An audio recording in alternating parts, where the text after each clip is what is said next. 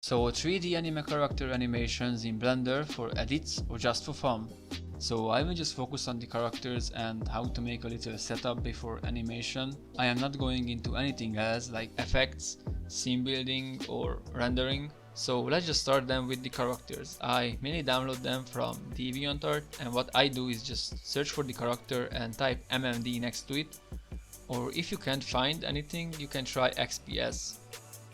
Another site that I personally use is Borrow, but even Google can give you some nice results.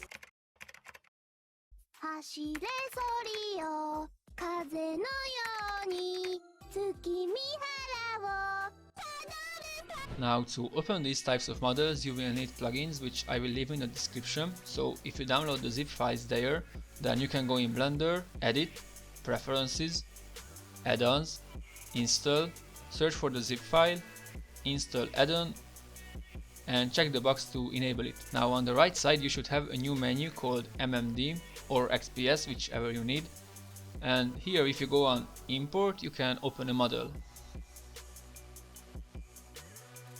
For the textures go in the material preview, or if you hit Z you can find it here as well.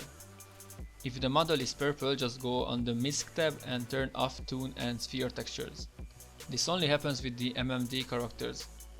Now your character has the model and an armature which is for the animation. If you select the armature and go into pose mode, I personally use tab to switch between modes, and for this one just go on preferences, key map and check tab for PA menu. Now back to pose mode. Well, these things are called bones, and by moving and rotating them you can deform the character. Now the animation is pretty much made out of different keyframes of different poses. For example, if I select the head and I add a keyframe with eye under rotation, then move forward in the timeline, rotate the head a little, add another keyframe, and if I play it back you can see he's rotating his head downward. Or change up these two keyframes, make an environment and you have a nice shot. If you don't know the basic navigations in Blender, then here's a quick course. If you hold the middle mouse you can look around. Now G to move, R to rotate and S to scale something. Also you can lock an action on only one axis. If I hit G and X for example, I can move it only on the X, which is sideways, or GY to move it front and back, and GZ to move it up and down. And it's the same with the rotation, RX, RY or RZ. There are tools for this one on the left and you can use them. With hotkeys it's just way faster. Now before I start animating, I usually make something called IK for the character.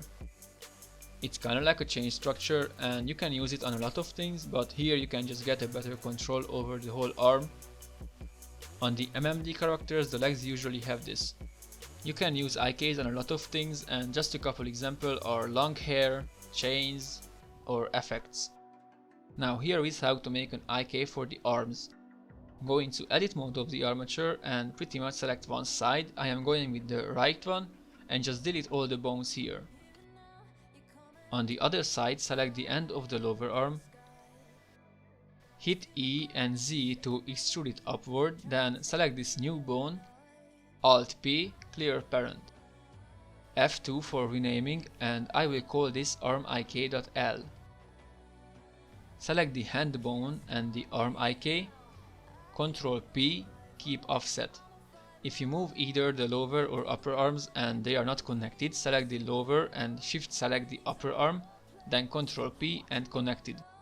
Select the elbow, GY and move it just a little bit back.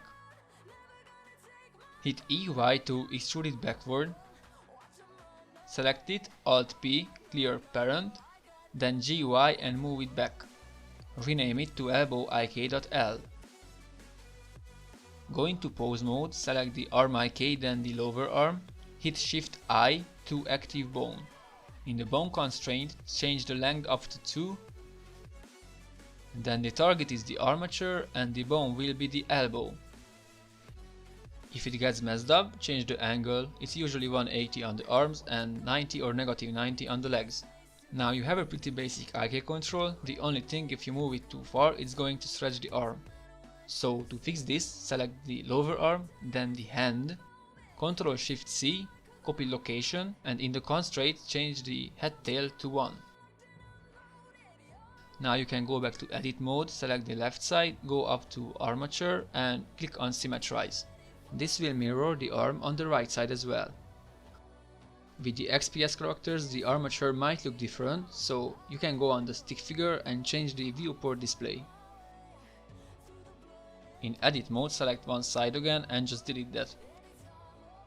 Then select the other bones that will be in the IK chain. Shift H to hide everything else. With the XPS models you might have to stretch bones to each other, so select the end joint of 1, then select where you want to stretch it, Shift S, active to selection. Select the heel, EY to extrude it back, Alt P, clear parent, F2 and call this 𝗏𝗏𝗃.L. Now select the feet, then the IK, Ctrl P, keep offset. Select the shin, then the thigh, Ctrl P and connecting. Then select the knee joint, GY and move it just a little bit forward. EY, extrude it out, Alt P, clear parent, F2 and call this 𝗏𝗏𝗃.L. Then GY and move it just a little bit forward. Now you can go into pose mode, select the leg IK, then the shin. Shift I to active bone, the length is 2 and the target is the armature. For bone, select the knee. You might have to tweak the angle. Now select the shin and the feet. Ctrl Shift C and copy location, change the head tail to 1. Then you can go in edit mode, select everything and symmetrize. Now facial animations. Well, with the XPS you usually have bones on the faces and it's the same, you just move them around and you can animate them. With the MMD you usually have shape keys. Well, these are different deformation of the armature that you can control with a slider. As you can see they are in Japanese, so I usually just go through them and whichever I need I rename it. You can keyframe these as well. If you hover over it with the mouse and hit I you can add a keyframe. Then let's go like 3 frames. Change it to 1, add a keyframe, then change it back to 0 and you have a blink. If you want to place any objects into someone's hand, then open the model in Blender, move the object to its place. To make a fist select the hand bones. In the middle make sure individual origins is selected, then hit RXX and you can just rotate them slightly. When you like it, you can go back to object mode, select the object, go into constraints, add a child of constraint, the target will be the armature and the bone in this case for the right arm will be the right hand IK. Click on set inverse and now when you move the IK, the object will follow it. I was not planning to go into anything more, but let's say you make an animation and you want to render it. So just a quick render setting. If you don't have a camera in the scene, Shift A and add a camera. You can move, rotate or animate it the same way as the bones. If you hit numpad 0 or click on the camera, you can go into the camera view. Ctrl Alt numpad 0 brings the camera to your perspective. To bring the camera in the middle to face the character, hit Alt G and Alt R to clear the location and rotations. Then GY and move it front, RX and rotate it by 90. You can also type this here.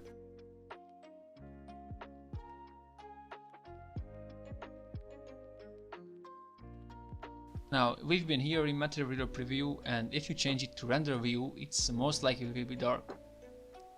You can go on the world setting, click on color and select environment texture. Open up an HDRI, you can find these online.